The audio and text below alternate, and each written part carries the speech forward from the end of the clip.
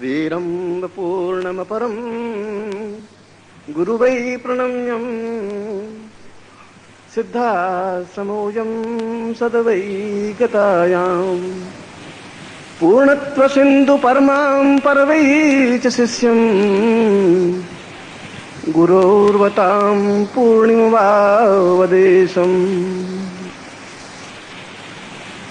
आज इस गुरु पूर्णिमा के अवसर पर, जो कि भगवान शिव के सानिध्य में भगवान मल्लिकार्जुन के आसपास जहाँ श्रीशैल पर्वत है, जहाँ लक्ष्मी श्री का स्थायित्व है, जहाँ मल्लिकार्जुन जैसे ज्योतिर्मय शिवलिंग हैं और उनके सानिध्य में, उनके चरणों में उन भगवती जगदम्बा गौरी, श्री गणेश और भगवान शिव, जो अपने आप में सभी प्रकार से जीवन को आरोग्य और पूर्णता देने में समर्थ हैं, उनके आशीर्वाद तले, उनकी कृपा के नीचे, उनके सानिध्य में इस हैदराबाद नगरी में मैं आप सभी शिष्यों का स्वागत करता हूं।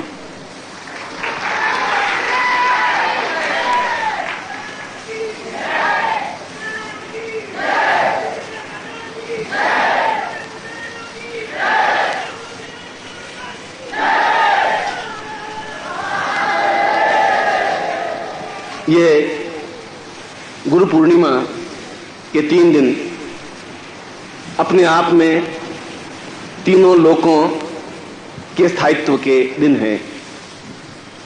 स्वर्गलोक, मर्त्युलोक और पाताल लोक को एकत्र और संजीभूत किया जाए तो वे गुरु पूर्णिमा के दिवस हैं, जहां कर्म और भाग्य, पुरुषार्थ और चेतना,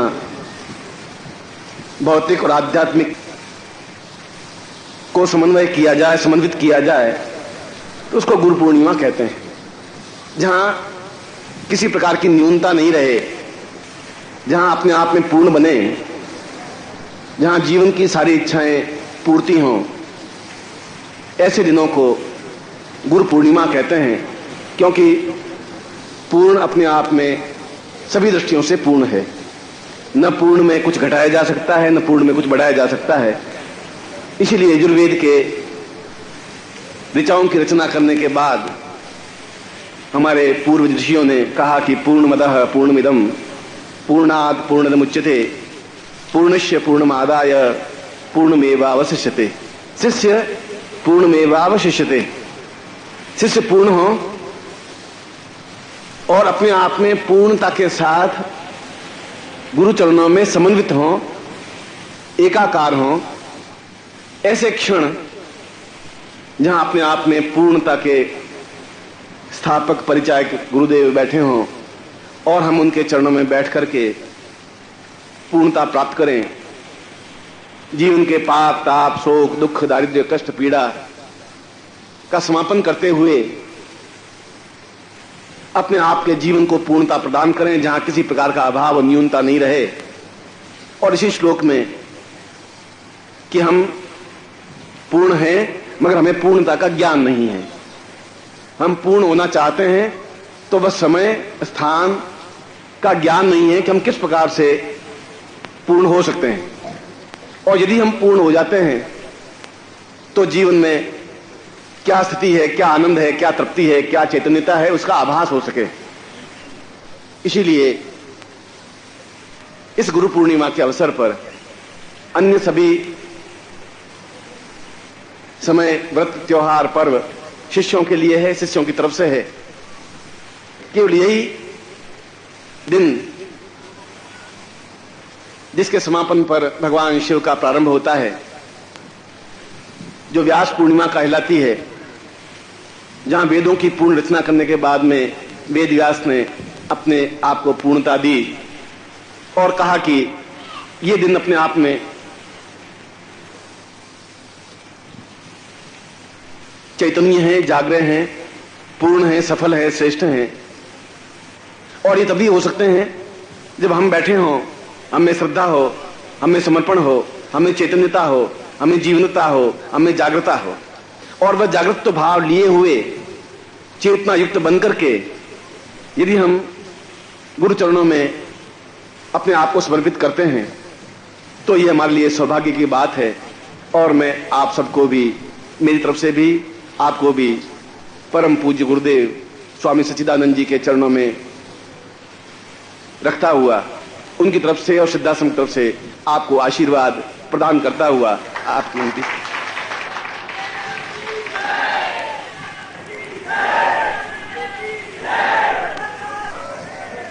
सभी पूरे भारतवर्ष से साधक और शिष्य, साधिकाएं और शिष्याएं, दर्शक और योगी, यति, सन्यासी यहां उपस्थित हुए हैं और इसलिए एकत्र हुए हैं, इसलिए आए हैं कि हमें जो भी न्यूनताएं हैं उनका पता चले, और पता ही नहीं चले वे अपने आप में समापन हो जाएं, समाप्त हो जाएं। कुछ ऐसा हो, कुछ ऐसी क्रिया हो जाए, कुछ ऐसी घटना घट जाए, कुछ ऐसी स्थिति बन जाए कि हम एक क्षण में उछल करके अपने आप में पूर्णता को प्राप्त कर लें, जीवन के आनंद को, जीवन के उमंग को प्राप्त कर लें, और उस सिद्धाश्रम के स्थान को, उस सिद्धाश्रम को हम पहचान सकें, जा सकें, जीवंतता प्राप्त कर सकें, और अपनी आंखों से भगवत्पाद पूर्णता के आगार स्वामी सच्चिदानंद जी और अन्य योगी, यति, सन्यासी, भगवान श्री कृष्ण और सैकड़ों सैकड़ों ऋषियों मुनियों के सानिध्य और साहचर्य में हम जीवन संपन्न कर सकें, व्यतीत कर सकें। ऐसा जीवन इस पूर्णिमा के अवसर पर ही प्राप्त हो सकता है। और श्लोक जो प्रारंभ में मैंने बोला, उस श्लोक, उस गुरुपनिषद के श्लोक में यही बताया गया है कि कोई क्षण ऐसा आना चाहिए जिस क्षण में हम अपने आप को जीवित, जागृत बना सकें, हम अपने आप को पूर्ण ऊर्जावान बना सकें, एहसास करा सकें, अपने आप में पूर्ण समुद्र को समा सकें। अगर अगस्त्य ने पूर्ण समुद्र को, सारे समुद्र को एक अंजलि में भर करके सोख लिया था तो हमारे पूर्वज ही थे। अब भगवान कृष्ण ने पूरे विश्व को अपने ज्ञान और गीता के चैतन्यता से परिपूर्ण बना दिया था, तो कृष्ण वंदे जगत गुरु, वह भी एक ऋषि थे, गुरु थे। और वशिष्ठ ने वशिष्ठोपनिषद के माध्यम से बता दिया था कि गुरु पूर्णिमा के अवसर पर प्रत्येक क्षण अपने आप में चैतन्यता प्राप्त होता है, और उसमें शिष्य यदि अवगाहन करे, स्नान करे, चले, गतिशील हो, तो उसको पूर्णता प्राप्त होती है। और इस विश्वामित्र ने इस अवसर पर, गुरु पूर्णिमा के अवसर पर, गुरु पूर्णिमा की प्रशंसा करते हुए जब ये कहा कि केवल पूरे वर्ष में ये 3 दिन ही ऐसे हैं जहां सत्व, रज और तम, जहां महाकाली, महालक्ष्मी, महासरस्वती, जहां ब्रह्मा, विष्णु और महेश, जहां तीनों लोकों और जीवन के सारे स्थितियों को एकाग्रता के साथ समावेश करके जो पूर्णता का ज्ञान, चेतना शिष्यों में प्रदान किया जाता है, जिससे कि शिष्य भी अपने आप में सूर्यवान बनकर के पूरे विश्व में प्रकाशित होते हैं। और ऐसा ही गुरु समर्थ हो, ऐसा ही गुरु का ज्ञान हो, चेतनता हो कि अपने शिष्यों को पूर्ण सूर्य बना दे, चेतना बना दे, मानसरोवर बना दे, जिसमें अवगाहन करने से पवित्रता का बोध हो। ऐसा ही बनाने के लिए आपके पास उपस्थित हुआ हूं। यहां पर नम, राग, द्वेष, झूठ, कपट, छल, इन सब से परे हट करके उस कैलाश पर्वत के नीचे जो मानसरोवर है, उसमें इस शिष्य रूपी पतवार को लेकर के इस सिद्धाश्रम रूपी मानसरोवर में 3 दिनों तक प्रेम के साथ चलेंगे। मैं आपको नाव में बिठा करके उस प्रेम की नाव को खेता हुआ इन 3 दिनों में मैं सब कुछ प्रदान करने की कोशिश करूंगा कि जिससे आप पूर्णता प्राप्त कर सकें, एहसास कर सकें कि वास्तव में पूर्णता है।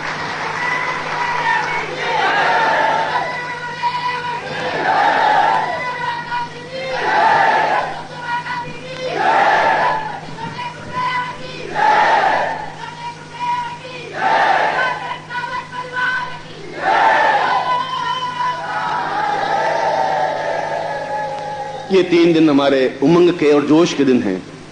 ये 3 दिन हमारे मस्ती और प्रसन्नता के दिन हैं।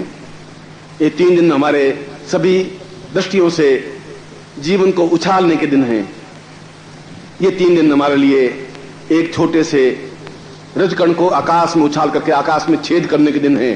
और ये दिन है कि हम अपने आप को एहसास करा सकें, आप अपने आप में विश्वास कर सकें कि जब आप घर को लौटें तो आपके चेहरे पर एक दीप्यता हो, एक तेजस्विता हो, भव्यता हो, और सब लोग और समाज एकत्र कर सके कि आप वास्तव में अद्वितीय हैं। ऐसा ही मैं आपके साथ में 3 दिनों के साथ व्यतीत करूंगा, ऐसा ही भरोसा है।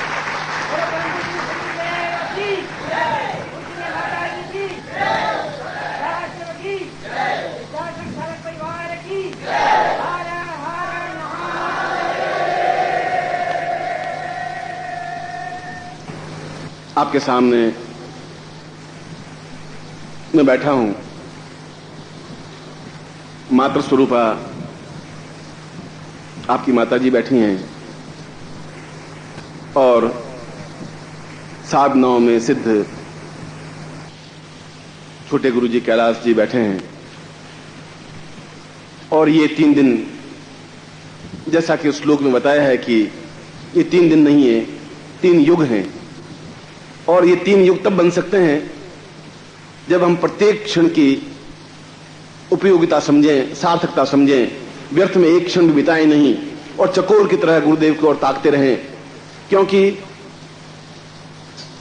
दर्शन से, स्पर्श से, ज्ञान से, चेतना से, बोली से, बातचीत से, संवाद से, संभाषण से निरंतर एक अमृत का निर्झर बहता ही रहता है।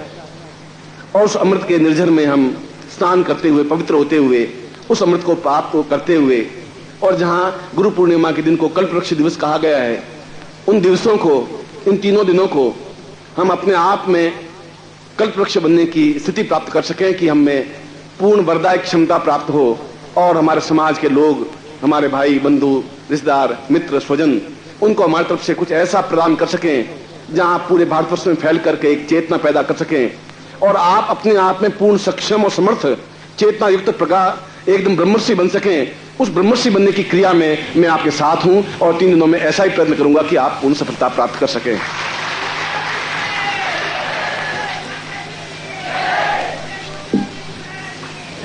शिष्य वह होता है जहां और कोई शब्द उसके पास नहीं होता। शिष्य वह होता है जहां उसकी जीभ और कोई बात से उस जीव को जलाया नहीं जाता। दग्ध युक्त जीव भी अपने आप में दुखदायी होती है और उस जीव को अमृत प्रदान करते हैं जब उसमें गुरुदेव शब्द का उच्चारण होता है। चाहे मैं अपने गुरुदेव का उच्चारण करूं, चाहे आप अपने गुरुदेव को उच्चारण करें, इस गुरुदेव की परंपरा तो पिछले 25,000 वर्षों से चलती आ रही है। क्योंकि गुरु कोई व्यक्ति का नाम नहीं है, ज्ञान का नाम है, चेतना का नाम है, प्रकाश का नाम है, पुंजीभूत स्वरूप का नाम है। जब उस शब्द को उच्चारण करते हैं तो मन में हिलोर, उमंग और उत्साह पैदा होता है। ऐसा लगता है कि जैसे हम अपने आप मस्ती में डूबे हुए उछल रहे, नाच रहे हैं, कूद रहे हैं और अपनी उम्र को, अपनी बुढ़ापे को, अपनी न्यूनताओं को भुला करके पूर्ण राग रंग में, मस्ती में डूबते हुए, बहते हुए चले जा रहे हैं और एहसास करते हैं कि वास्तव में हमने एक समुद्र को प्राप्त कर लिया, माप लिया, पूरे ब्रह्मांड को नाप लिया और केवल सूर्यलोक और चंद्रलोक नहीं, पूरे ब्रह्मांड पर अपने पांव रखते हुए हम निरंतर गतिशील हो रहे हैं। तभी हम पूर्णता प्राप्त कर सकेंगे और इस पूर्णता को प्राप्त कराने में प्रत्येक क्षण मैं आपके साथ हूं। यदि आपकी आंखें मेरे चेहरे पर टिकी रही तो मैं हर क्षण आपके साथ हूं।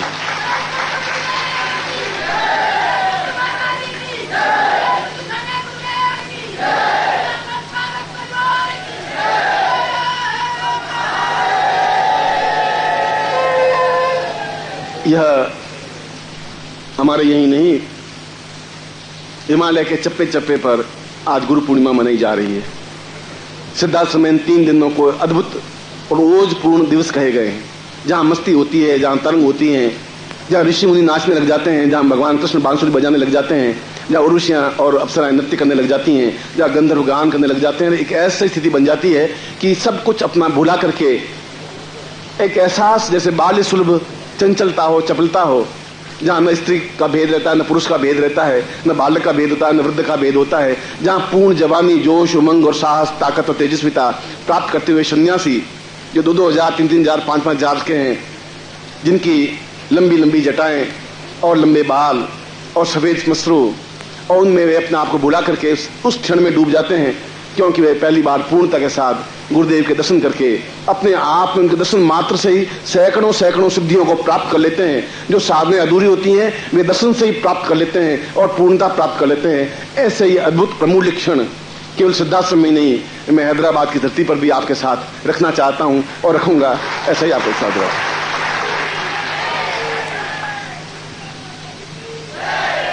हमारे जीवन में कोई विकार नहीं है। आप पश्चाताप की अग्नि में नहीं जलें। आपके हृदय में कोई न्यूनता नहीं है, लोभ नहीं है, लालच नहीं है, स्वार्थ नहीं है, मोह नहीं है, दुख नहीं है, दारिद्र्य नहीं है। ये तो केवल एक प्रतीक है, ये तो केवल चेतना है। एहसास करते हैं दुख है तो बहुत दुख है, एहसास करते हैं बहुत सुख है तो बहुत सुख है।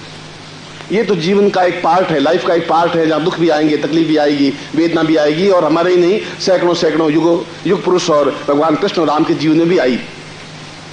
उनके चरित्र को हम देख करके आंक सकते हैं कि उनकी अपेक्षा हम बहुत कम दुख सहन कर रहे हैं। राम के समान हम दुख सहन नहीं कर सकते।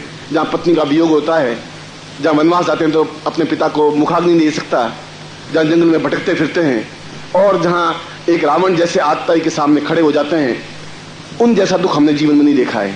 जहां कृष्ण को मथुरा से भाग करके द्वारिका जाना पड़ता है, जहां सैकड़ों सैकड़ों को घाव लगते हैं, महाभारत युद्ध में उनको सैकड़ों प्रताड़नाएं दी जाती हैं, वो एक निष्ठ एकाग्रता के साथ खड़ा होता है और हर क्षण दुख झेलता हुआ भी बढ़ता रहता है। ऐसा दुख भी हम भोग नहीं रहे।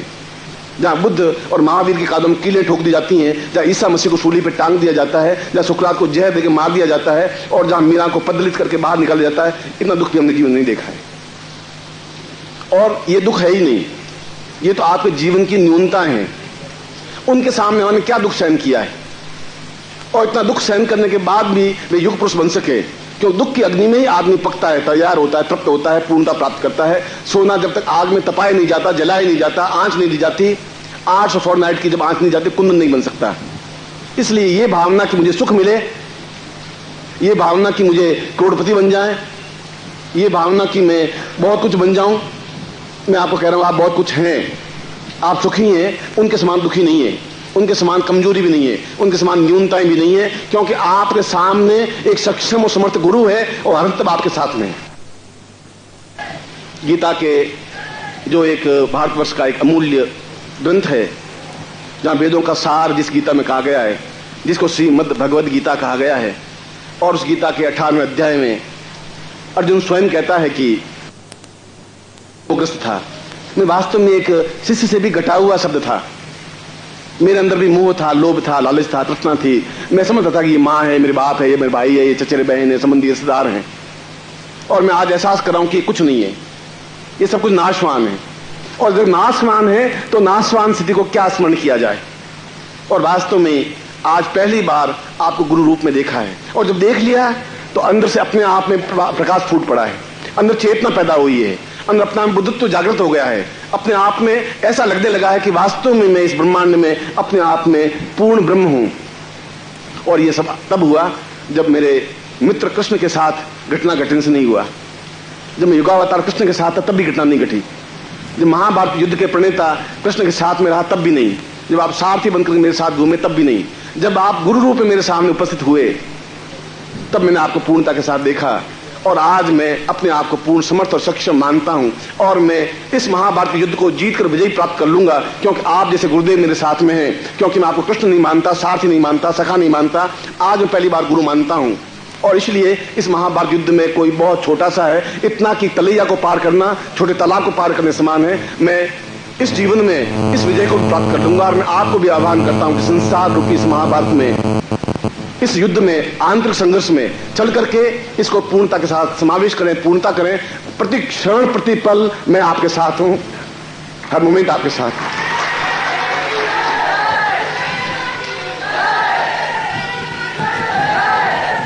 ये साधना और सिद्धियों के दिन हैं, ये सफलताओं के दिन हैं, ये ऐसे दिन हैं जब आप इस बात को एहसास नहीं कर सकते कि आपके सामने सिद्धियां वरमाला लिए हुए खड़ी हैं, सिर्फ एक गर्दन आगे बढ़ानी है और वरमाला गले में पहन लेनी है। ये ऐसे दिन हैं जहां उन साधनाओं को अपनी मुट्ठी में कस करके पकड़ लेना है। ये ऐसे दिन हैं जहां 5000 वर्षों तक साधना करने पर भी जो फल प्राप्त नहीं हो पाते वे इन 3 दिनों में प्राप्त हो सकते हैं। ये वैसे दिन हैं जहां हम जो भी भोग और मोक्ष जो भी चाहें, और दोनों चाहें, हम भोग भी चाहते हैं, मोक्ष भी चाहते हैं। हम ऐसा नहीं चाहते कि मृत्यु को प्राप्त हो जाएं, ऐसा भी नहीं चाहते कि मोक्ष को प्राप्त हो जाएं। हम तो इसी जीवन में पूर्णता चाहते हैं, मुक्त होने भी नहीं चाहते। सैकड़ों प्रकार के बंधन हमारे सामने नहीं कर सकते। गुरु बंधन तो अब से जकड़ा हुआ रहे, गुरु हमारे हृदय में रहे, रक्त के कण कण में रहे, रक्त का कण भी बाहर निकले तो वह गुरु शब्द उच्चारण करता रहे। ऐसे ये दिन है, इनको प्राप्त करने के दिन है और आपको इन तीनों में प्राप्त करना है। इन प्रति कार्य में मैं आपके साथ में हूं, निश्चित रूप से आपके साथ में हूं।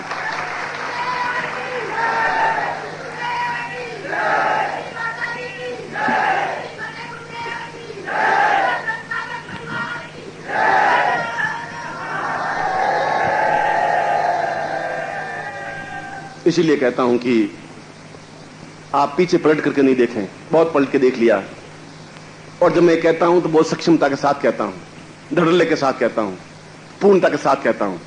कोई मन में संकोच भय नहीं होता, कोई डर और किसी प्रकार की न्यूनता नहीं होती। सैकड़ों आघात सहने के बाद भी मैं आपके सामने उपस्थित होता हूं। जिसका परिवार लाखों करोड़ों शिष्य हों, उनको कितना तनाव, दुख और वेदना झेलनी होती है, मगर मैंने अभी कहा कि दुख और वेदना तो एक शब्द है जो हमारे डिक्शनरी में नहीं है, असंभव हमारे डिक्शनरी में नहीं है। वेदना, दुख और दरिद्र, कष्ट और पीड़ा हमारे जिसमें है ही नहीं। अगर हम 5 करोड़ रुपए कमाने के बाद भी दरिद्री बने रहे तो 5 करोड़ हमारे क्या काम आएंगे? यदि हमारे जीवन में बहुत सोने का अंबार भी लग जाए और हम केवल 2 रोटी खाकर के तृप्त होते हो तो उस सोने के अंबार को भी हमें क्या जरूरत है? उस सुमेरु पर्वत की भी क्या जरूरत है? उस स्वर्ग की भी क्या जरूरत है? जहां हम बैठे हो, सामने गुरु बैठे हो, गुरु पूर्णिमा का अवसर हो, इससे छोड़ करके तो स्वर्ग अपने स्थान पर है, वहां भी हम नहीं जाना चाहते, क्योंकि यही गुरु पूर्णिमा मनाने चाहते हैं। बोलो परम पूजनीय सदगुरुदेव की, पूजनीय माता जी की, तम सिद्धाश्रम की, तम सिद्धाश्रम साधक परिवार की। हर हर महादेव। और इसीलिए मैं उस श्लोक में, जो प्रारंभ में श्लोक आपके सामने उच्चारित किया, जो गुरुपनिषद है और जिसका प्रत्येक श्लोक अलग अलग ऋषियों के द्वारा लिखित है, प्रणीत है, जो पूरे ब्रह्मांड में व्याप्त है। और श्लोक के चौथी लाइन में, चौथी पंक्ति में कहा गया है कि यह गुरु पूर्णिमा एक साधारण सामान्य दिवस नहीं है, इनको दिन नहीं कहा जा सकता। यह कल्पवृक्ष है, यह गंगा है, यह भागीरथी है, यह कैलाश पर्वत है, यह मानसरोवर है, यह पूर्ण रूप से स्वर्ग है, यह अपने आप में सिद्धाश्रम है। क्योंकि दिन नहीं है, इसकी इस समय में कोई रात होती ही नहीं, इन 3 दिनों में कोई सूर्यास्त नहीं होता, इन 3 दिनों में अंधेरा नहीं गिरता, इन दिनों में जीवन में न्यूनता नहीं आती, चेहरे पर विषाद और दुख की झलक नहीं आती, क्योंकि ये बाल बनने की क्रिया है। वापिस आप अपने बचपन में लौट जाएं, वापिस आप उसी उमंग के साथ नया जीवन प्रारंभ करें। जो कुछ जीवन भोगा है उनको छोड़ दे, जो दुख भोगा है, जो न्यूनताएं भोगी उनको छोड़ दें, क्योंकि आपके शब्दों में आपने दुख भोगा है, आपके शब्दों में आपने वेदना देखी, अभाव देखा है, मगर आप उतना अभाव नहीं देख पाए जितना कृष्ण ने देखा था। उतना कष्ट आपने नहीं झेल पाए जो राम ने देखा था, बुद्ध ने देखा था और संसार के श्रेष्ठ युग पुरुषों ने देखा था। एक भी युग पुरुष ऐसा बना जो आराम से पलंग पर लेट के बना हो। जो भी आपने जीवन बिताया वह जीवन आपका मैं वापस लेता हूं, वो जीवन आप मेरे पास छोड़ दें। आज से मैं आपको नया शिष्य बनाना चाहता हूं, नया निर्माण करना चाहता हूं, नए प्रकार का मनुष्य बनाना चाहता हूं।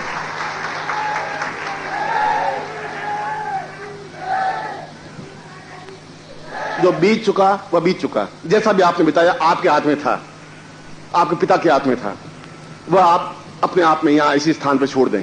आज से मैं एक नए मानव का निर्माण कर रहा हूं, इन दिनों के अंदर एक नए शिष्य का निर्माण कर रहा हूं, आपके अंदर नई चेतना दे रहा हूं, आपके अंदर नया भाव दे रहा हूं और आप में स्फुलिंग दे रहा हूं, प्रकाश दे रहा हूं, अंगारे की तरह बनाना चाहता हूं, बना रहा हूं कि जो अपने आप में दम ठोक करके इस विश्व के सामने, समाज के सामने खड़ा हो सके, अपना नाम और गुरु का नाम और सिद्धाश्रम का नाम और जीवनता का नाम, कृष्ण और चेतन का नाम उत्पन्न कर सके, ऐसा मैं बनाना चाहता हूं।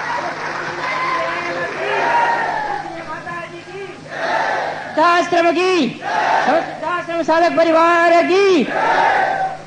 वास्तव में आप मेरे सामने हैं, ये मेरे लिए बहुत प्रसन्नता की बात होती है। और जीवन में 24 घंटों में प्रसन्नता तो रहती है, आनंद और मस्ती रहती है, तृप्ति और पूर्णता रहती है। विशेष क्षण वो होते हैं जब शिष्य मेरे सामने होते हैं।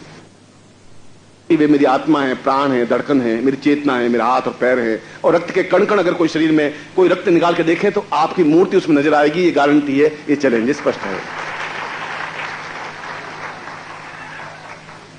इतना प्यार तो शायद मां बाप से भी आपको नहीं मिला होगा, इतना प्यार तो आपकी पत्नी और पति से भी नहीं मिला होगा, इतना प्यार तो आपके समाज कुटुंब से नहीं मिला होगा। उससे भी ज्यादा प्यार मैं आपको करता हूं। आप कभी सीने को चीर करके देखें तो आप उसमें बैठे नजर आएंगे।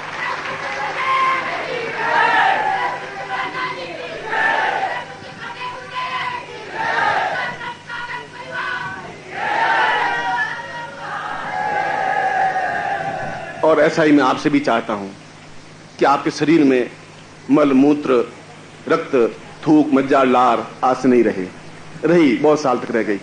उसके प्रत्येक कण कण में, रक्त के छोटे से अणु परमाणु में भी गुरु स्थापित हो, गुरु का प्रत्येक क्षण उसमें स्थापित हो।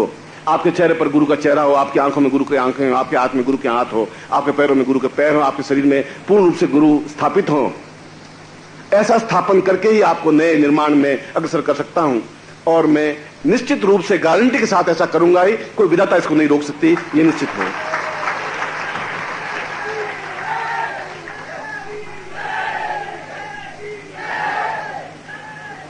उन 3 दिनों में भी एक दिन तो जो मृत्यु लोक का था वह बीत गया, आपने बिता दिया। अब दिन रह गए 2, पाताल लोक और स्वर्ग लोक के दिन। कल जो भी पाताल में सैकड़ों खनिज पदार्थ, सोना चांदी तांबा लोहा और जो कुछ है वह सब आपको प्रदान करना पड़ेगा, दूंगा। और परसों पूर्ण रूप से स्वर्ग आपके हाथों में सौंप दूंगा, जहां समस्त देवता ऋषि मुनि गंधर्व यक्ष किन्नर हैं। और शाम को जहां सिद्धाश्रम, और इस समय तो 3 दिनों में सैकड़ों सन्यासी यहां उपस्थित हैं। और मैं वह ज्ञान की चेतना को देना चाहता हूं, आपकी आंखों पर वह तेज बनना चाहता हूं जिसको कुंडली जागरण कहते हैं। वे 10 महाविद्याएं सिद्ध कराना चाहता हूं जिसके माध्यम से एक आदमी उछल करके पूर्ण युग पुरुष बन सकता है। और आप में क्षमता है, आप में उतनी चेतना है, आप घटिया नहीं है, कमजोर नहीं है। आप दूसरों के सामने बोलते हुए सुख चाहते हैं। ऊंचे से ऊंचा सन्यासी, तांत्रिक योगी, ऊंचे से ऊंचा विद्वान भी आपसे आंख से आंख नहीं मिला सकता, ये गारंटी है, आप देख लें।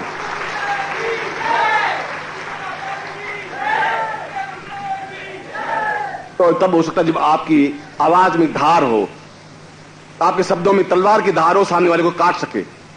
आपकी आंखों में तेज और है, और आपकी दूसरों को आंख में डाल करके बता सकें कि आप क्या हैं। जब आप दूसरों को चैलेंज देके बात कर सकते हैं, तब आप में वो ज्योति पैदा होगी। वह सब भाव आप में है, मगर उसके ऐसे अंगारे पर एक राख पड़ी हुई है, और राख को हटाने की जरूरत है, फूंक लगाने की जरूरत है।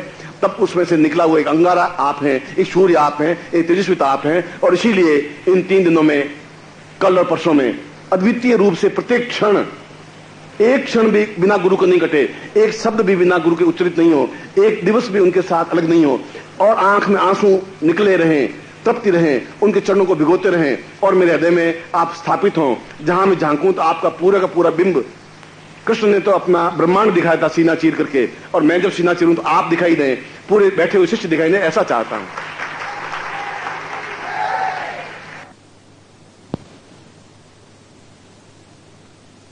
इस हैदराबाद में जब मैं शिविर दे रहा था तो बहुत सोचा रहा था कि क्या शिष्यों की इच्छाएं पूरी हो सकेंगी, क्या दूर दूर से शिष्य आएंगे, वे अपने आप में एक मस्ती, एक आनंद प्राप्त कर सकेंगे।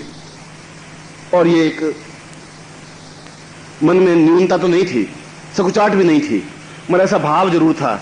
तो अगर ऐसा भाव नहीं लेता तो शिष्य सोचते हैं कि बस सब कुछ ठीक हो गया, तो कभी कभी उसको धक्का लगाने के लिए भी ऐसा भाव लाना पड़ता, भाई तुम कर पाओगे नहीं कर पाओगे, क्या है। क्योंकि ब्रह्म को चाहिए कि निरंतर माया जाल आपके ऊपर डालता रहे, और आपको बराबर चाहिए कि माया जाल को तोड़ते रहें। दोनों के बीच में ये कसम बनी रहे, आप तोड़ें, माया जाल तोड़े, मैं डालूंगा, हर बार डालूंगा।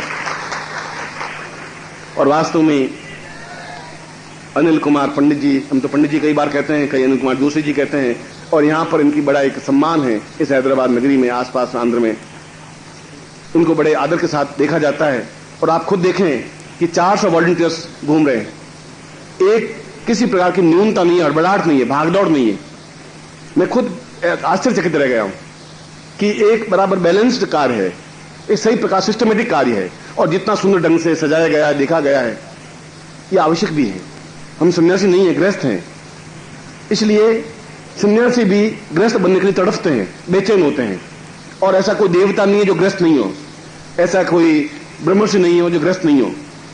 गुफा में रहने को योगी नहीं कहते हैं, जो बीच मझधार में खड़े होते हैं वो योगी कहलाते हैं, बीच मझधार में कूदते हैं वे अपना पूर्णता के साथ कहलाते हैं।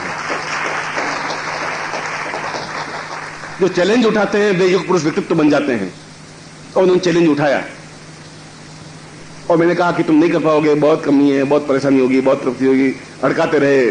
मगर वो एक ही बात जिद पकड़ते, गुरु पूर्णिमा तो हैदराबाद में करेंगे, आप निश्चिंत रहें। और मैं वास्तव में कल आया तो उनके सारे आपके प्रति आत्मीयता, आपके प्रति प्रेम, हर क्षण ये कि कोई शिष्य को, कोई गुरु भाई को तकलीफ नहीं हो, और हम भी उतना ही प्यार इनको दें, उतना ही स्नेह दें, इतने अपनत्व दें, इतनी चेतना दें, उनको एहसास हो सके कि वास्तव में आप और हम दोनों एक हैं, क्योंकि इस गंगा की कोई बूंद दूसरी बूंद से अलग नहीं हो सकती।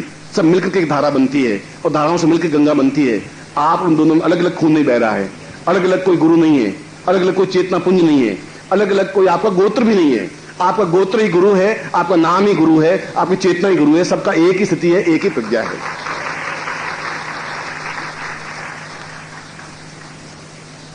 मैं आपको एक बार फिर सिद्धाश्रम साधक परिवार की तरफ से, सिद्धाश्रम की तरफ से उच्च कोटि के योगियों, यतियों, सन्यासियों, देवताओं, गंधर्वों, यक्षों, किन्नरों, अप्सराओं की तरफ से और अपने परिवार, मेरे खुद की तरफ से और जितने भी दृश्य और अदृश्य शिष्य हैं, उन सब की तरफ से आपको पूरे हृदय के साथ आशीर्वाद देता हूं कि आप अपने आप में पूर्णता प्राप्त करें, तेजस्विता प्राप्त करें और वास्तव में एहसास करा सके हमें कि वास्तव में आप शिष्य हैं। वास्तव में एहसास करें कि आप में एक युग पुरुषता है, एक क्षमता है, एक श्रेष्ठता है, एक दिव्यता है, क्योंकि पूरा हैदराबाद और पूरा भारत आपको बराबर देख रहा है और अप्रत्यक्ष रूप से भी जो खड़े हैं वे भी आपको देख रहे हैं। जो सन्यासी हैं जो बैठे हैं वो भी आपको देख रहे हैं। आप भी उनको देखने की क्रिया करें। आप भी त्राटक करके देखें कि यहां कौन कौन बैठे हैं। आप भी बिना पलक झपकाए देखें 24 मिनट, 25 मिनट, 30 मिनट, तो आपको दिखाई देंगे, उस एहसास कर सके। और एक बार जो खुल गया तो पूरी आंख खुल जाएगी, ज्ञान खुल जाएगा। और ऐसी स्थिति में उन सबके बीच में, उन सिद्धाश्रम के योगियों और सन्यासियों के बीच में मैं एक बात पुनः अनिल कुमार जोशी और रवि जोशी और इनके साथ काम करने वाले सारे स्टाफ और सारे कार्यकर्ता दिन रात एक करके अपने सुख और दुख की चिंता किए बिना एक इच्छा की गुरु पूर्णिमा इतनी सफल हो जाए, उन सभी लोगों को और उनकी पत्नियों को, बच्चों को, परिवार को मैं हृदय से आशीर्वाद देता हूं कि उनके जीवन की सारी इच्छाएं पूरी हों और वे सभी गुरुचरणों में समर्पित हो सकें।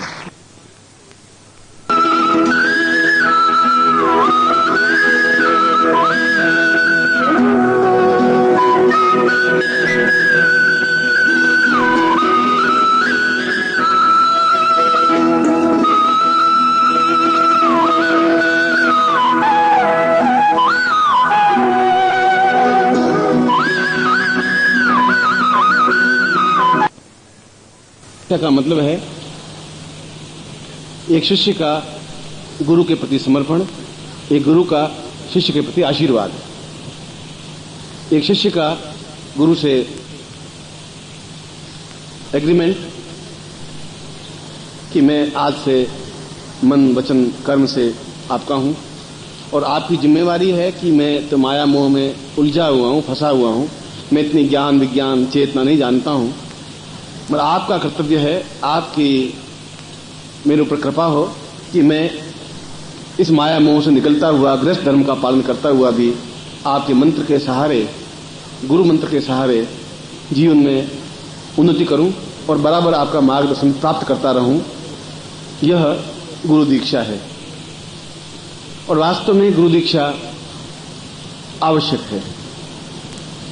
यदि जीवन में गुरु नहीं है और उस मंत्र में भी कोई नाम नहीं है, गुरु कोई नाम नहीं होता, न वशिष्ठ गुरु है, न विश्वामित्र है, न अत्रि है, न भारद्वाज है, न पुलस्त्य है, न नामदर्शी माली है, ये गुरु नहीं है, ये तो शरीर का एक नाम है। गुरु का मंत्र है, मतलब है जो ज्ञान दे सके, चेतना दे सके, पूर्णता दे सके, सफलता दे सके और उसके सुख दुख में सहायक हो सके और उसकी पूरी जिम्मेवारी अपने ऊपर उठा ले, वह गुरु कहलाता है। और उस गुरु मंत्र में इतनी ताकत, इतनी क्षमता होती है कि उस गुरु मंत्र के सहारे अपनी सारी समस्याओं का समाधान प्राप्त करता रहता है और जीवन में जो भी इच्छा होती है वह पूरी होती रहती है। इसको दीक्षा कहते हैं। दीक्षायाम अमृतमश्नुते, दीक्षा ही अमृत है और दीक्षा के माध्यम से ही जीवन में विष की जगह अमृत, हिंसा की जगह प्यार, प्रेम, नफरत की जगह सफलता और राग द्वेष से परे हट करके जीवन को एक सन्मार्ग पर गतिशील करने की क्रिया को दीक्षा कहते हैं। फिर भी हम गृहस्थ में हैं या सन्यासी हैं,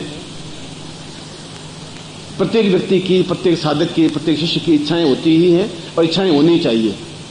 इच्छा विहीन पशु, जिनकी इच्छाएं नहीं है वह पशु होते हैं। पशु की कोई इच्छा होती नहीं, वह कुछ सोचता ही नहीं, वो उन्नति के बारे में नहीं सोचता, वो साधना के बारे में नहीं सोचता, क्योंकि पशु नहीं सोचते, मनुष्य सोचते हैं। मनुष्यों में जो उच्च स्तर के होते हैं वे साधक होते हैं, वे शिष्य होते हैं। और शास्त्रों में कहा गया है कि प्रत्येक व्यक्ति में आकांक्षा हो, इच्छा हो आगे बढ़ने की, उन्नति करने की, सफलता प्राप्त करने की और समस्याओं के समाधान की। अगर ये समस्याएं आप नहीं सुलझा सकते, और समस्याएं तो कई हैं, आर्थिक समस्या है, पारिवारिक समस्या है, कीर्ति, यश, सम्मान, प्रसिद्धि, राज्य, स्वास्थ्य, गृहस्थ, ये सभी जीवन की समस्याएं हैं, हर एक व्यक्ति की अलग अलग हैं। उनको पूर्णता देना, उनको सफलता देना, वे इच्छाएं पूरी करने को विशेष दीक्षा कहते हैं। क्योंकि दोनों भावों के बीच में आज्ञा चक्र होता है।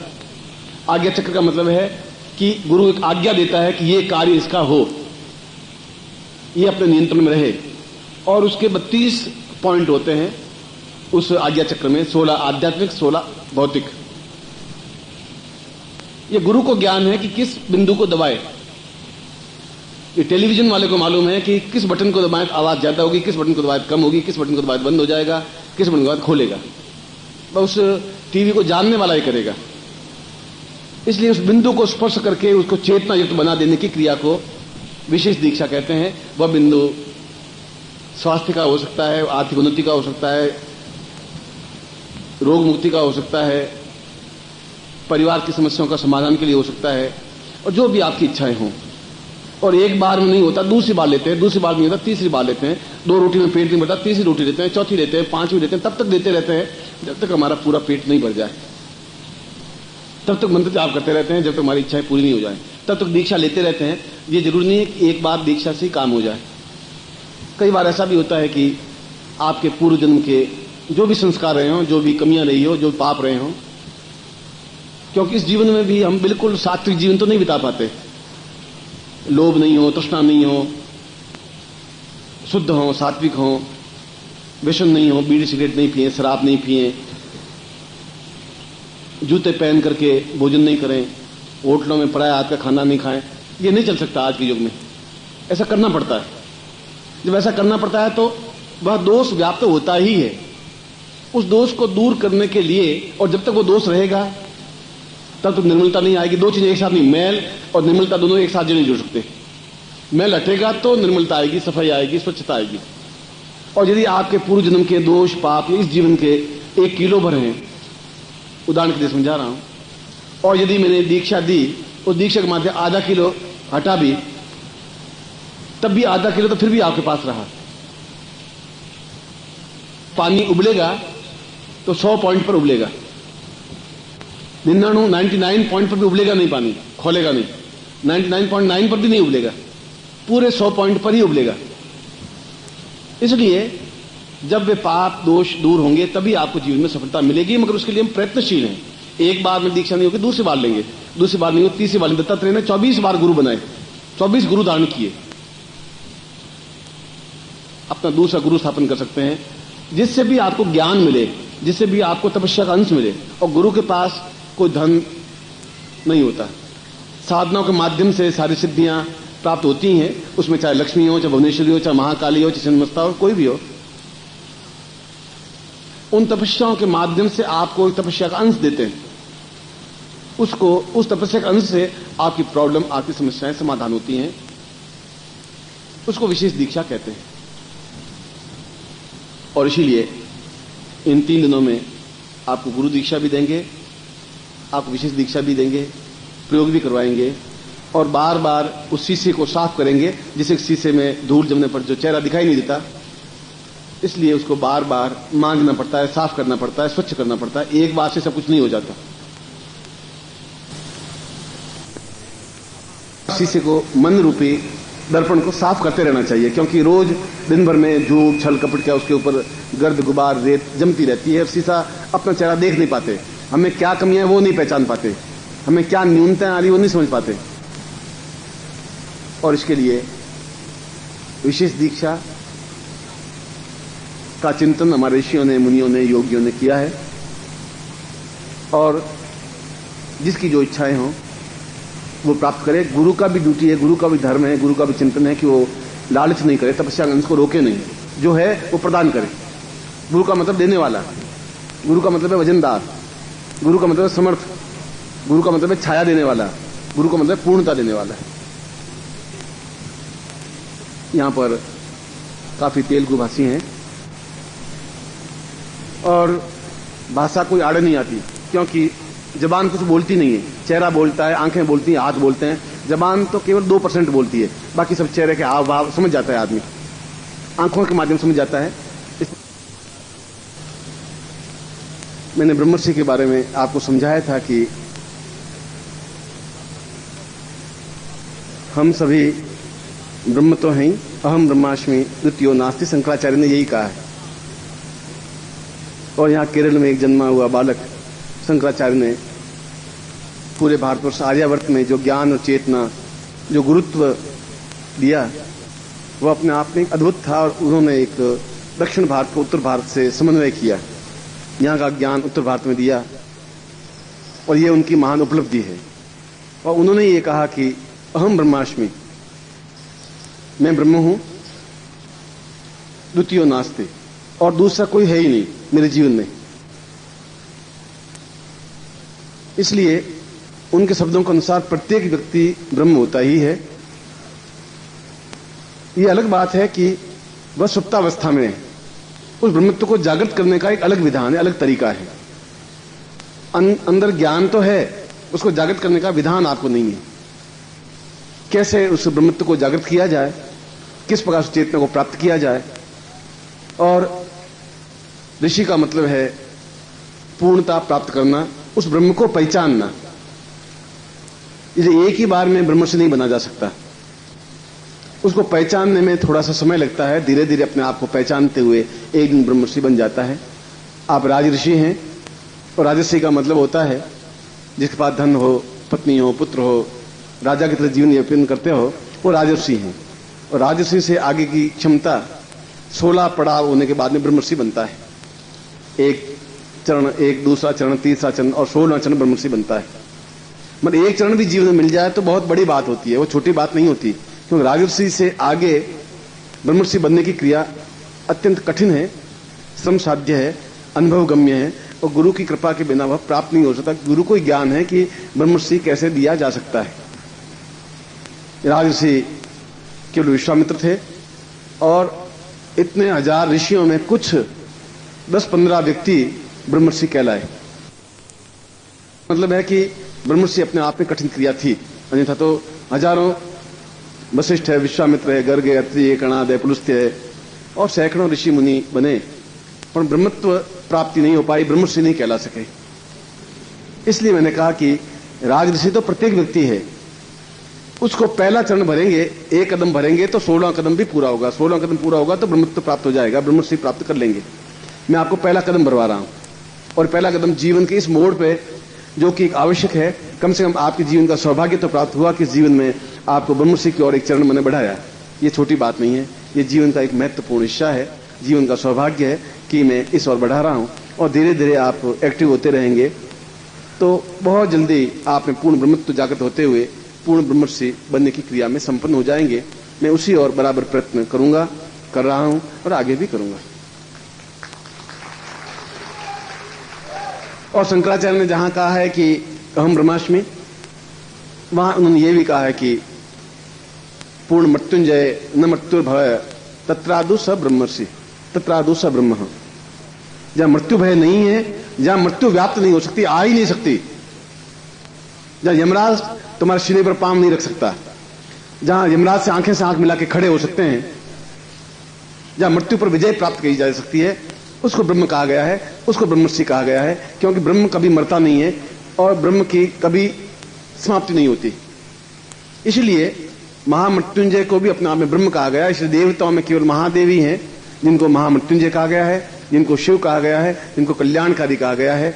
और जो युद्ध प्रिय होते हुए भी एक गृहस्थ भी हैं और सन्यासी भी हैं, संसार में रहते हैं, पत्नी और पुत्रों के साथ भी रहते हैं। इसलिए इसको ब्रह्म कहें या महामृत्युंजय कहें, दोनों एक ही शब्द के पर्याय हैं। चाहे सिक्के को आगे से देखें या पीछे से देखें, दोनों होने पर ही पूर्ण सिक्का बनता है। इसलिए महामृत्युंजय विधान अपने आप में उस ब्रह्मर्षि बनने की क्रिया में महत्वपूर्ण पग है, क्योंकि जिंदा रहेंगे, जीवित रहेंगे तो ही अपने आप में ऋषि बनने सकेंगे। मृत्यु हमें प्राप्त हो जाएगी, समाप्त हो जाएंगे हम, तो फिर ब्रह्मर्षि के 16 चरण प्राप्त करते हुए कैसे हम उस अद्भुत और अनिवर्चनीय क्षेत्र में पहुंच सकेंगे। और जो भी अपने आप में चैतन्य है, क्योंकि विश्वामित्र ने कहा कि प्रत्येक व्यक्ति अपने आप में मुर्दा है, जीवित है ही नहीं। आश्चर्य यह है कि वे चलते फिरते हैं, वे चलते फिरते मुर्दा हैं। उनके चेहरे पर प्रसन्नता नहीं है, अंदर ओज नहीं है, साधना करने की शक्ति नहीं है, क्षमता नहीं है, और आगे बढ़कर के गुरु चरणों में समर्पित होने की भावना नहीं है, और छलांग लगाने की क्रिया नहीं है। जो अपने आप में एक्टिव हैं, जो एक बार दांव पे अपने आप को लगा देते हैं, वे कुछ समय तक गुरु के घर में, गुरु के स्थान में, गुरु के आश्रम में रहते हैं। और रह करके कैसे उनको क्या प्राप्त होता है, ऐसा कोई स्कूल गुरु का घर नहीं होता कि रोज 10 बजे से 5 बजे तक पढ़ाएं, ऐसा कुछ नहीं होता। ऐसा भी प्रतीत नहीं होता कि कब कोई चीज दे दे, कैसे ब्रह्मत्व जागृत हो जाए।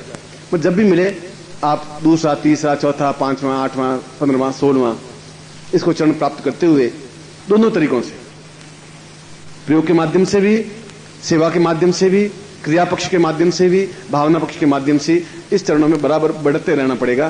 क्योंकि एक बार दीपक जलने पर वह बुझे नहीं, बराबर बढ़ता रहे, तब आपको मृत्यु का भय रहेगा ही नहीं। तब मृत्यु आपके पास आ भी नहीं सकती, तो यमराज आपके पास विचरण नहीं कर सकते। कोई गोली संसार में बनी नहीं जो आपके सीने को छेद सके, कोई अस्त्र आपको नहीं बना जो आपको मार सके। नैनम छिन्नति शस्त्राणि नैनम दहति पावक, शस्त्र आपको समाप्त नहीं कर। कृष्ण ने कहा है गीता में, नैनम छिन्नति शस्त्राणि नैनम दहति पावक, कोई आग आपको जला नहीं सकती, कोई शस्त्र आपको काट नहीं सकता। जब आप में ब्रह्मत्व स्थापन हो जाता है, जब महामृत्युंजय स्थापन हो जाता है, भगवान शिव को अंदर स्थापन कर लेते हैं। क्योंकि उस 16वें चरण का पहला चरण महामृत्युंजय है और अंतिम चरण पूर्व ब्रह्मर्षि पद है। और यदि आप पूरे भारतवर्ष में देखें तो 2, 4, 5 व्यक्ति ही होंगे जो ब्रह्मर्षि को सही ढंग से पहचान पा रहे होंगे, पूर्ण रूप से ब्रह्मर्षि होंगे। और यूं तो हजारों लाखों ब्रह्मर्षि हैं इस भारतवर्ष में, उन सबको मैं प्रणाम करता ही हूं, उनकी कोई कमी है ही नहीं। तो सही अर्थों में ब्रह्मर्षि क्या है, या ऋषि शब्द का क्या अर्थ है, ऋषि क्या है? ऋषि तो रींच को भी कहते हैं और ऋषि सन्यासी को भी कहते हैं। क्या ऋषि का तात्पर्य क्या है? जब वो ही नहीं जानते तो ब्रह्मर्षि कैसे बनेंगे, क्या समझेंगे? ये आगे का विधान है। मगर मैं आज पहली बार आपका दीपक जला रहा हूं अंदर ब्रह्मर्षि का, और कोई आंधी तूफान उस दिए को बुझा नहीं सकती, बाहर का कोई वातावरण आपको हिला नहीं सकता, आपके परिवार वाला, आपके परिवार वाले आपको बंधनों में बांध सकते नहीं। आप स्वतंत्र है, विचरण है और मस्त हैं। ऐसा शिव में जहां कहा गया है कि असित गिरिशम से आकर जलम सिंधु पात्रे, भगवान शिव जिनकी वर्णन नहीं किया जा सकता। और महोक्ष खटवांगम परसुजिनम भस्म फणिन कपालम चेती यत तवर्धतंत्रोपकरणम, जो शमशान में रहते हुए भी गृहस्थ हैं, जो गृहस्थ में रहते हुए पूर्ण शमशानवासी हैं, जो देवता भी नहीं महादेव हैं, जिनके पास खप्पर के अलावा कुछ नहीं है, तो वह भी कुबेर उनके चरण धोते हैं, उनके सामने खड़े रहते हैं। क्योंकि वे दोनों पक्षों को, दोनों चिंतन को जीवित इसलिए हैं कि अंदर उनका ब्रह्मत्व जागृत है। और आपके अंदर भी उस ब्रह्मत्व को जागृत करने के लिए महामृत्युंजय जो पहला विधान है वह मैं संपन्न कर रहा हूं। और ये उस ऊंची छलांग का पहला चरण है, जंपिंग स्टोन है, जहां आप एक दिन जरूर ब्रह्मश्री प्राप्त करके अपने नाम और गरिमा को उच्चता की ओर बढ़ाएंगे। और मैं उस दिन शायद मेरी आंखें बहुत तृप्त होंगी, हृदय में एक बहुत गर्व होगा कि मेरा शिष्य आज पूर्ण ब्रह्मश्री पद को प्राप्त कर सका। और उसके लिए नदी की तरह बहते हुए, तेजी के साथ गतिशील होते हुए आपको गुरु रूपी समुद्र में समाहित होना ही पड़ेगा, आना ही पड़ेगा, आना चाहिए।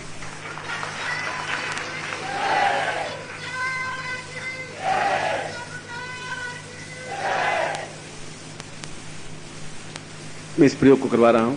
पुनः हम भगवान शिव की आराधना करें और उसके बाद इस प्रयोग को संपन्न करें, क्योंकि वह मृत्युंजय है, महामृत्युंजय है। और जय मृत्यु पर विजय प्राप्त करना सबसे कठिन और असंभव कार्य है। जो पैदा होता है वो मरता है, मगर हम पैदा होकर भी नहीं मरे, यह बहुत बड़ी ऊंची छलांग है। मृत्यु हमारे पास, पैदा होना हमारे हाथ में नहीं था, पर मृत्यु पर विजय प्राप्त करना हमारे हाथ में।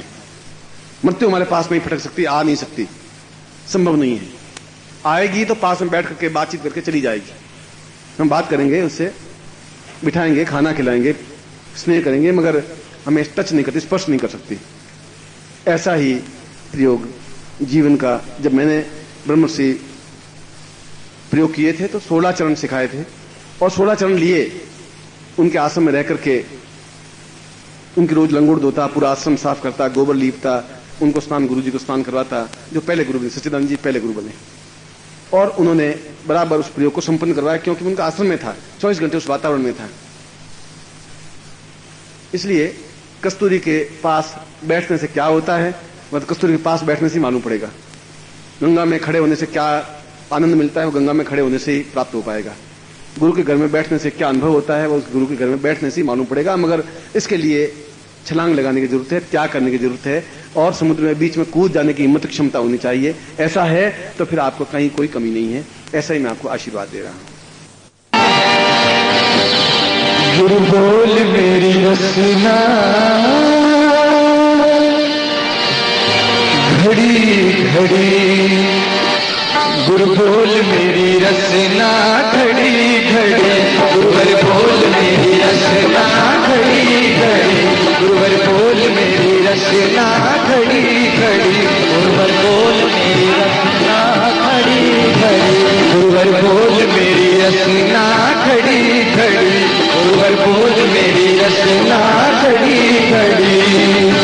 व्यर्थ बिताती है क्यों जीवन, व्यर्थ बिताती है क्यों जीवन, मुख मंदिर में पड़ी पड़ी गुरु बोल मेरी रसना, खड़ी खड़ी गुरुवर बोल मेरी रसना, खड़ी खड़ी निखिल बोल मेरी रसना, खड़ी खड़ी निखिल बोल मेरी रसना, खड़ी खड़ी गुरुवर बोल मेरी रसना, खड़ी खड़ी गुरुवर बोल मेरी रसना, खड़ी खड़ी गुरुवर बोल मेरी रसना, खड़ी खड़ी गुरुवर बोल मेरी रसना, खड़ी खड़ी गुरुवर बोल मेरी रसना, खड़ी खड़ी गुरुवर बोल मेरी रसना, खड़ी खड़ी।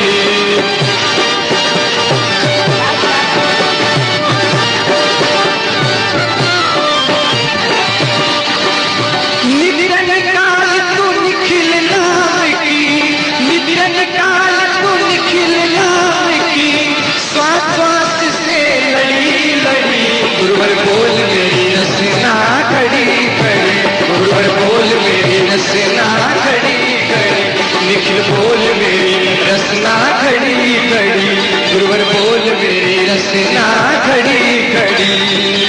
व्यर्थ बिताती है क्यों जीवन, व्यर्थ बिताती है क्यों जीवन, मुख मंदिर में पड़ी पड़ी गुरुवर बोल मेरी रसना, खड़ी खड़ी गुरुवर बोल मेरी रसना, खड़ी खड़ी।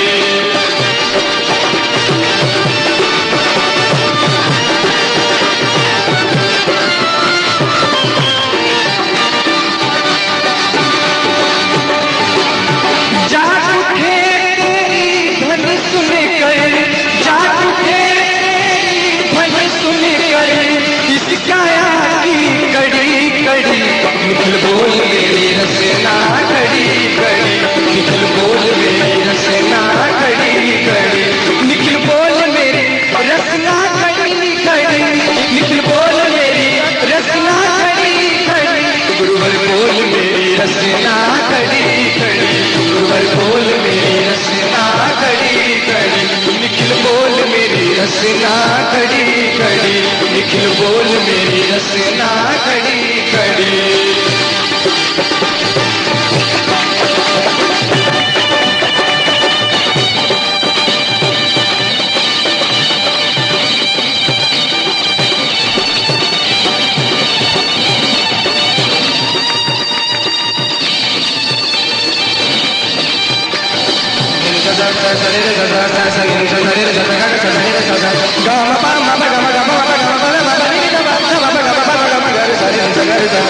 बोल मेरी रसना खड़ी खड़ी, गुरुवर बोल मेरी रसना खड़ी खड़ी। बरसाते प्रभु नाम सुधारस, बरसाते प्रभु नाम सुधारस, बिंदु बिंदु की लड़ी लड़ी। निखिल बोल मेरी रसना खड़ी खड़ी, निखिल बोल मेरी रसना खड़ी खड़ी। निखिल काल तू निखिल नाम की, निखिल काल तू निखिल नाम की, श्वास श्वास से लड़ी लड़ी। गुरुवर बोल मेरी रसना खड़ी खड़ी, गुरुवर बोल मेरी रसना खड़ी खड़ी, ओ निखिल बोल मेरी रसना खड़ी